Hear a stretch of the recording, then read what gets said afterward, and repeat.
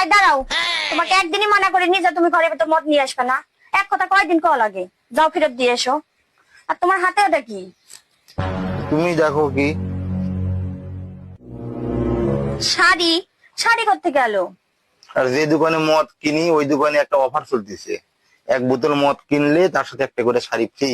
তাই আজকে এই মদের বোতল কিনে এই শাড়িটা আমি পাচ্ছি। ও তাই? হয়। তা তুমি প্রতিদিন কতখানি করে খাও?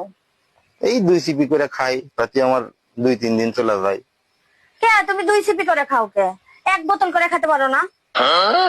এখন মাসের শেষ, টাকা পয়সা নাই, প্রতিদিন এক বোতল করে খাবো, আমি টাকা কোন জায়গায় পাবো? টাকা আমি দিব।